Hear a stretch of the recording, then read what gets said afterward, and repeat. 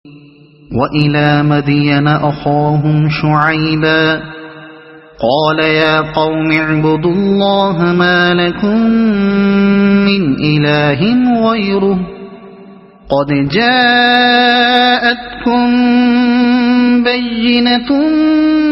مِّن رَّبِّكُمْ فَأَوْفُوا الْكَيْلَ وَالْمِيزَانَ وَلَا تَبْخَسُوا النَّاسَ أَشْيَاءَهُمْ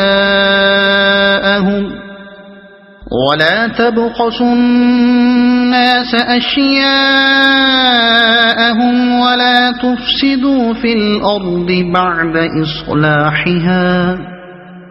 ذَلِكُمْ خَيْرٌ لَكُمْ إِن كُنتُم مُّؤْمِنِينَ۔ اور مدین والوں کی طرف ہم نے ان کے بھائی شعیب کو بھیجا۔ اس نے کہا، اے برادران قوم، اللہ کی بندگی کرو، اس کے سوا تمہارا کوئی خدا نہیں ہے، تمہارے پاس تمہارے رب کی صاف رہنمائی آ گئی ہے، لہذا وزن اور پیمانے پورے کرو، لوگوں کو ان کی چیزوں میں گھاٹا نہ دو اور زمین میں فساد برپا نہ کرو جبکہ اس کی اصلاح ہو چکی ہے، اسی میں تمہاری بھلائی ہے اگر تم واقعی مومن ہو۔ اور مدین والوں کی طرف، مدین کا اصل علاقہ حجاز کے شمال مغرب اور فلسطین کے جنوب میں بحر احمر اور خلیج عقبہ کے کنارے پر واقع تھا، مگر جزیرہ نمائے سینا کے مشرقی ساحل پر بھی اس کا کچھ سلسلہ پھیلا ہوا تھا۔ یہ ایک بڑی تجارت پیشہ قوم تھی۔ قدیم زمانے میں جو تجارتی شاہراہ بحر احمر کے کنارے یمن سے مکہ اور ینبوع ہوتی ہوئی شام تک جاتی تھی، اور ایک دوسری تجارتی شاہراہ جو عراق سے مصر کی طرف جاتی تھی، اس کے عین چوراہے پر اس قوم کی بستیاں واقع تھیں۔ اسی بنا پر عرب کا بچہ بچہ مدین سے واقف تھا، اور اس کے مٹ جانے کے بعد بھی عرب میں اس کی شہرت برقرار رہی، کیونکہ عربوں کے تجارتی قافلے مصر اور شام کی طرف جاتے ہوئے رات دن اس کے آثار قدیمہ کے درمیان سے گزرتے تھے۔ اہل مدین کے متعلق ایک اور ضروری بات جس کو اچھی طرح ذہن نشین کر لینا چاہیے یہ ہے کہ یہ لوگ دراصل حضرت ابراہیم علیہ السلام کے صاحبزادے مدیان کی طرف منسوب ہیں، جو ان کی تیسری بیوی قطورہ کے بطن سے تھے۔ قدیم زمانے کے قاعدے کے مطابق جو لوگ کسی بڑے آدمی کے ساتھ وابستہ ہو جاتے تھے وہ رفتہ رفتہ اسی کی آل اولاد میں شمار ہو کر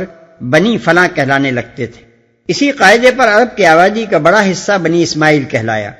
اور اولاد یعقوب کے ہاتھ پر مشرف باسلام ہونے والے لوگ سب کے سب بنی اسرائیل کے جامع نام کے تحت کھپ گئے۔ اسی طرح مدین کے علاقے کی ساری آبادی بھی جو مدیان بن ابراہیم علیہ السلام کے زیر اثر آئی بنی مدیان کہلائی،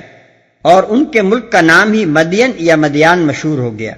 اس تاریخی حقیقت کو جان لینے کے بعد یہ گمان کرنے کی کوئی وجہ باقی نہیں رہتی کہ اس قوم کو دین حق کی آواز پہلی مرتبہ حضرت شعیب علیہ السلام کے ذریعے سے پہنچی تھی۔ در حقیقت بنی اسرائیل کی طرح ابتداءً وہ بھی مسلمان ہی تھے، اور شعیب علیہ السلام کے ظہور کے وقت ان کی حالت ایک بگڑی ہوئی مسلمان قوم کی سی تھی، جیسی ظہور موسیٰ علیہ السلام کے وقت بنی اسرائیل کی حالت تھی۔ حضرت ابراہیم علیہ السلام کے بعد 600-700 برس تک مشرک اور بد اخلاق قوموں کے درمیان رہتے رہتے یہ لوگ شرک بھی سیکھ گئے تھے اور بد اخلاقیوں میں بھی مبتلا ہو گئے تھے، مگر اس کے باوجود ایمان کا دعویٰ اور اس پر فخر برقرار تھا۔ لوگوں کو ان کی چیزوں میں گھاٹا نہ دو۔ اس سے معلوم ہوا کہ اس قوم میں دو بڑی خرابیاں پائی جاتی تھیں، ایک شرک اور دوسرے تجارتی معاملات میں بددیانتی، اور انہی دونوں چیزوں کی اصلاح کے لیے حضرت شعیب علیہ السلام مبعوث ہوئے تھے۔ اور زمین میں فساد برپا نہ کرو جبکہ اس کی اصلاح ہو چکی ہے۔ اس فقرے کی جامع تشریح اسی سورہ اعراف میں پہلے گزر چکی ہے۔ یہاں خصوصیت کے ساتھ حضرت شعیب علیہ السلام کے اس قول کا اشارہ اس طرف ہے کہ دین حق اور اخلاق صالحہ پر زندگی کا جو نظام انبیاء سابقین کی ہدایت و رہنمائی میں قائم ہو چکا تھا، اب تم اسے اپنی اعتقادی گمراہیوں اور اخلاقی بدراہیوں سے خراب نہ کرو، اسی میں تمہاری بھلائی ہے اگر تم واقعی مومن ہو۔ اس فقرے سے صاف ظاہر ہوتا ہے کہ یہ لوگ خود مدعی ایمان تھے، جیسا کہ اوپر ہم اشارہ کر چکے ہیں۔ یہ دراصل بگڑے ہوئے مسلمان تھے، اور اعتقادی و اخلاقی فساد میں مبتلا ہونے کے باوجود ان کے اندر نہ صرف ایمان کا دعویٰ باقی تھا بلکہ اس پر انہیں فخر بھی تھا۔ اسی لیے حضرت شعیب علیہ السلام نے فرمایا کہ اگر تم مومن ہو تو تمہارے نزدیک خیر اور بھلائی راست بازی اور دیانت میں ہونی چاہیے، اور تمہارا معیار خیر و شر ان دنیا پرستوں سے مختلف ہونا چاہیے جو خدا اور آخرت کو نہیں مانتے۔ ولا تقعدوا بكل صراط توعدون وتصدون عن سبيل الله من آمن به وتبغونها عوجا واذكروا إذ كنتم قليلا فكثركم وانظروا كيف كان عاقبة المفسدين۔ اور زندگی کے ہر راستے پر رہزن بن کر نہ بیٹھ جاؤ کہ لوگوں کو خوف زدہ کرنے اور ایمان لانے والوں کو خدا کے راستے سے روکنے لگو اور سیدھی راہ کو ٹیڑھا کرنے کے درپے ہو جاؤ۔ یاد کرو وہ زمانہ جبکہ تم تھوڑے تھے، پھر اللہ نے تمہیں بہت کر دیا، اور آنکھیں کھول کر دیکھو کہ دنیا میں مفسدوں کا کیا انجام ہوا ہے۔ وَإِن كَانَ طَائِفَةٌ مِّنكُمْ آمَنُوا بِالَّذِي أُرْسِلْتُ بِهِ وَطَائِفَةٌ لَّمْ يُؤْمِنُوا فَاصْبِرُوا حَتَّى يَحْكُمَ اللَّهُ بَيْنَنَا وَهُوَ خَيْرُ الْحَاكِمِينَ۔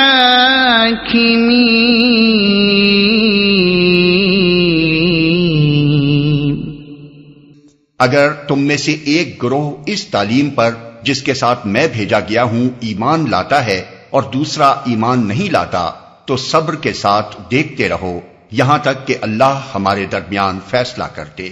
اور وہی سب سے بہتر فیصلہ کرنے والا ہے۔ قال الملأ الذين استكبروا من قومه لنخرجنك يا شعيب والذين آمنوا معك من قريتنا أو لتعودن في ملتنا قال أولو كنا كارهين۔ اس کی قوم کے سرداروں نے جو اپنی بڑائی کے گھمنڈ میں مبتلا تھے اس سے کہا کہ اے شعیب، ہم تجھے اور ان لوگوں کو جو تیرے ساتھ ایمان لائے ہیں اپنی بستی سے نکال دیں گے، ورنہ تم لوگوں کو ہماری ملت میں واپس آنا ہوگا۔ شعیب نے جواب دیا، کیا زبردستی ہمیں پھیرا جائے گا خواہ ہم راضی نہ ہوں؟ قد افترينا على الله كذبا إن عدنا في ملتكم بعد إذ نجانا الله منها وما يكون لنا أن نعود فيها إلا أن يشاء الله ربنا وسع ربنا كل شيء علما على الله توكلنا ربنا افتح بيننا وبين قومنا بالحق وأنت خير الفاتحين۔ ہم اللہ پر جھوٹ گھڑنے والے ہوں گے اگر تمہاری ملت میں پلٹ آئیں جبکہ اللہ ہمیں اس سے نجات دے چکا ہے۔ ہمارے لیے تو اس کی طرف پلٹنا اب کسی طرح ممکن نہیں الا یہ کہ خدا ہمارا رب ہی ایسا چاہے۔ ہمارے رب کا علم ہر چیز پر حاوی ہے، اسی پر ہم نے اعتماد کر لیا۔ اے رب، ہمارے اور ہماری قوم کے درمیان ٹھیک ٹھیک فیصلہ کر دے، اور تو بہترین فیصلہ کرنے والا ہے، الا یہ کہ خدا ہمارا رب ہی ایسا چاہے۔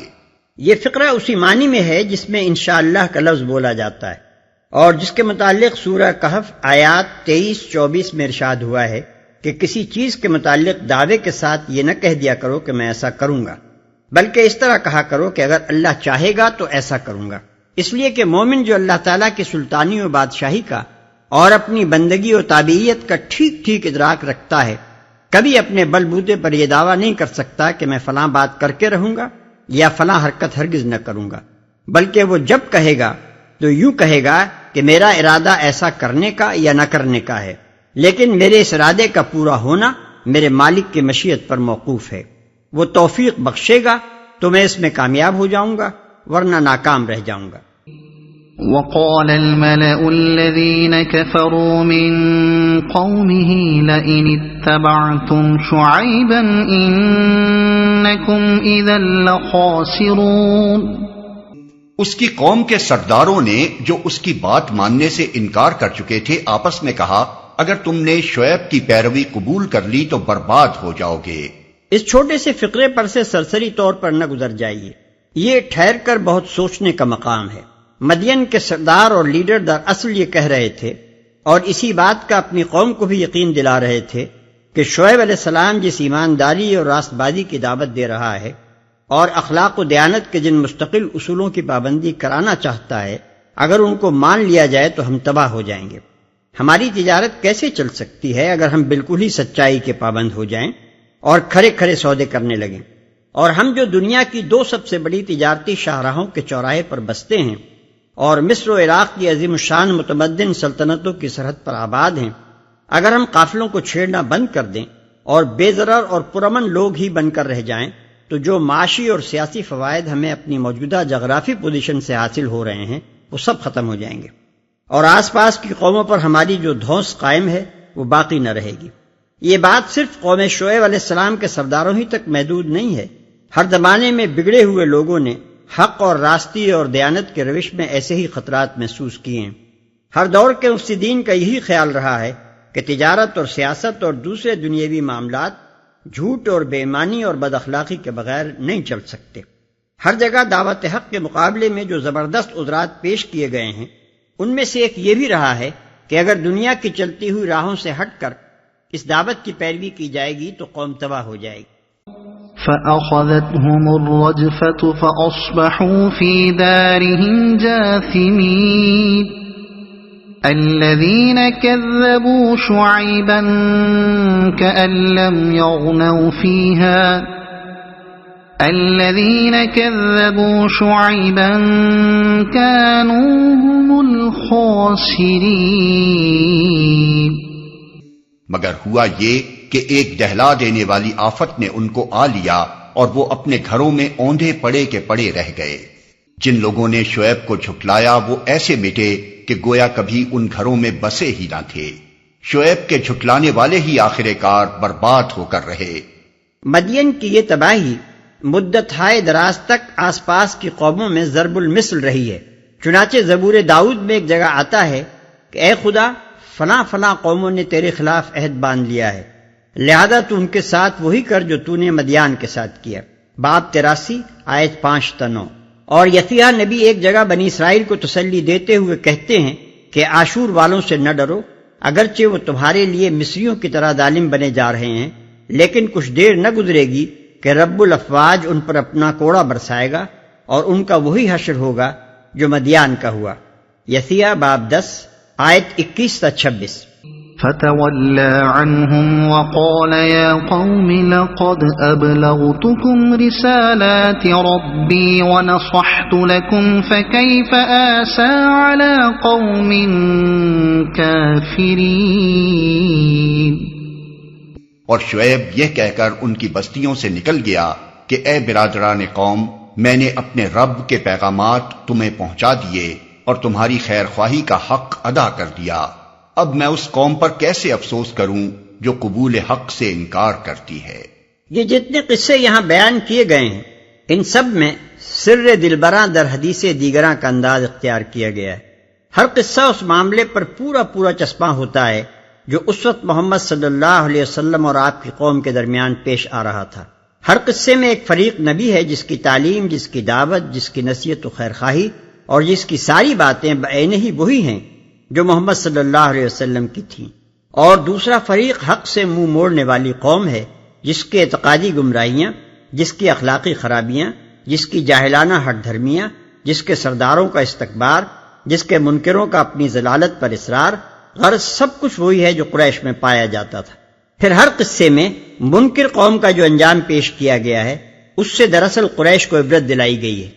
کہ اگر تم نے خدا کے بھیجے ہوئے پیغمبر کی بات نہ مانی اور اصلاح حال کا جو موقع تمہیں دیا جا رہا ہے اسے اندھی ضد میں مبتلا ہو کر کھو دیا تو آخر کار تمہیں بھی اسی تباہی و بربادی سے دوچار ہونا پڑے گا جو ہمیشہ سے گمراہی و فساد پر اصرار کرنے والی قوموں کے حصے میں آتی رہی ہے۔